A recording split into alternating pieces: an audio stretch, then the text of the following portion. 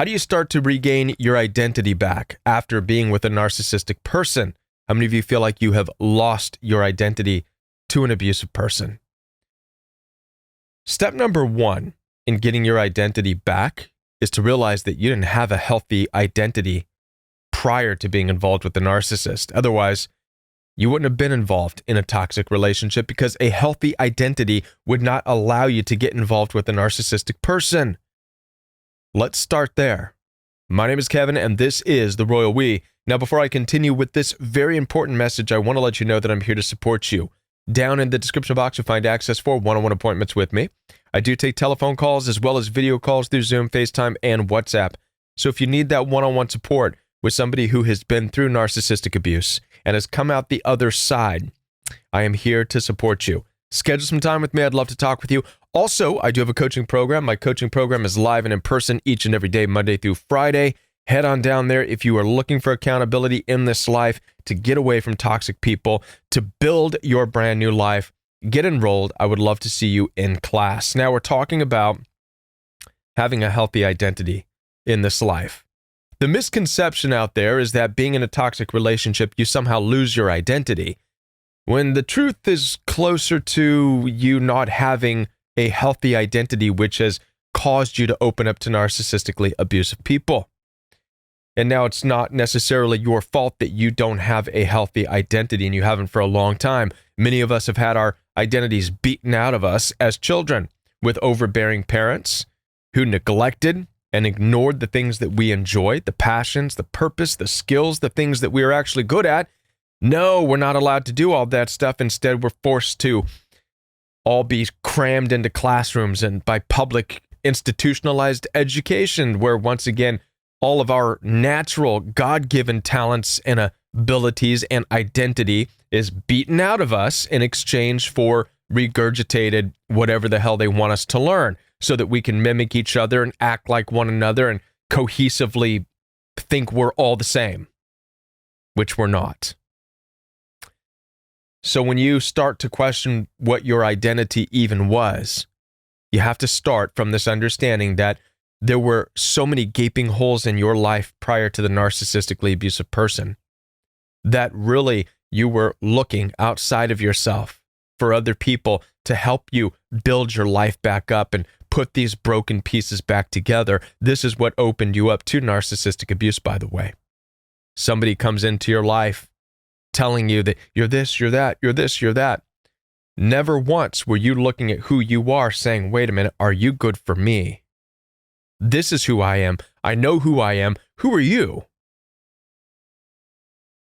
One of the things that is important to me with the Royal We coaching program is spending a week on doing just what we're talking about here, understanding our identity, rediscovering our identity that goes back not just before the narcissistically abusive person, but goes way back, touching back with the roots of who we were as young people. You want to know what it looks like when you have a healthy identity? Look at children.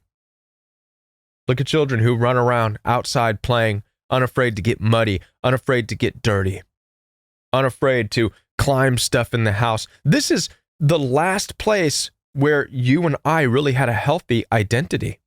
Once again, before that identity was beaten out of the majority of us.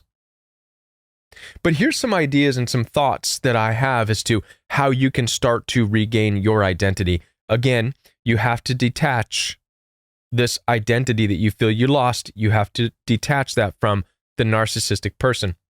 Unless you're dealing with narcissistic family members, in which case it makes complete sense. You've never quite been able to form a healthy identity because your narcissistic parents, siblings wouldn't allow it. But nonetheless, you have to go back into your childhood almost. Here's 3 things that I would encourage you, looking back at your childhood, that can help you to start to regain your identity. Number 1, and this comes out of the Royal We coaching program. These are things that we discuss. Number 1, look at what your passions used to be. What are some of the things that you looked forward to as a child? What are some of the things that really excited you? What couldn't you wait to get home from school to do or to be a part of? These things are your passions in life, which are by and large a part of your identity. And once you start to relook at some of these things and revisit some of these things that you were excited about, you were passionate about, then the next step is to be able to somehow incorporate these things into your life. Start to make plans. In my own personal life, one of the things that I did was went out and purchased some inline skates. I've been rollerblading every weekend now, and I enjoy it. And there's plenty more that I want to do from my youth. I want to get back out there and do snowboarding. I want to travel more, do these things, right? I want to bring in passions because this is a part of my identity. And one of the things is, you know that you're passionate about it and you know it's part of your identity when you don't require other people.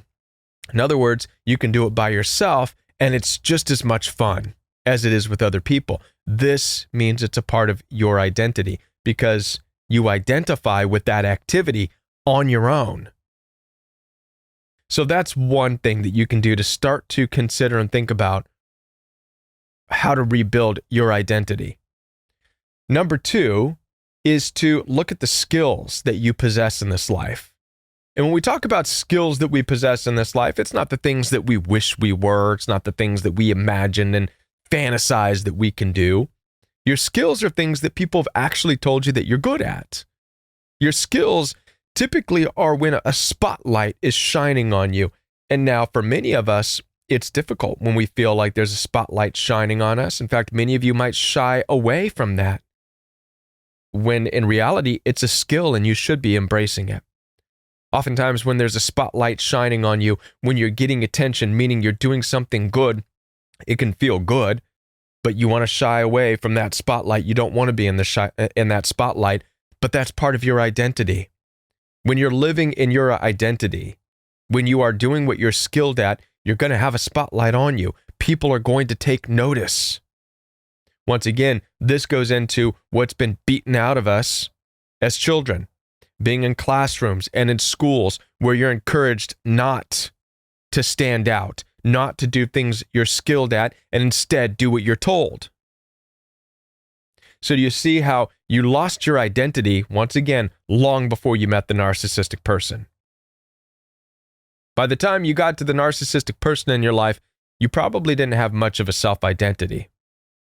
You're always grabbing on and looking for your identity in other people, places, and things because you had your identity beaten out of you as a young person.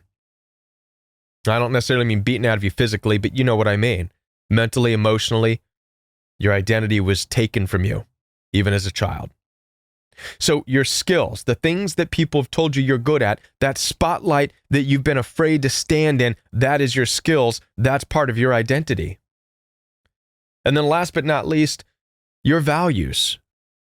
The third thing that we need to understand is your values in life. How do you know what your values are? Many of you are confused about values. You think that your values are the things that you resonate with, and that's the only way you understand what your values are. And so you're walking around looking for things that you resonate with. How about this? In order to start understanding what your values really are, how about you start looking at what you don't resonate with? Say you've just come out of a toxic relationship with a narcissistically abusive person who's raised their hand at you, raised their voice at you, cussed you out, called you names, demeaned you, devalued you, and it fills you with this ugly, horrible feeling inside. Start there. Let that introduce your value system to you. What are your values? Well, your values are opposite of those things. You know what you don't want to be around. You don't want to be around demeaning people. See, and now you can start to piece together what your values truly are. You value the opposite of what you're in. This is how you can start to identify what your values are in life.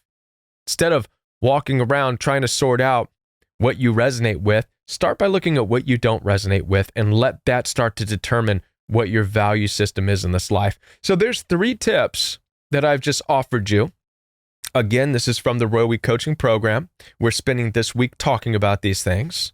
So for those of you who want to get real deep into your self-identity, I encourage you to become a part of the Row Week coaching program.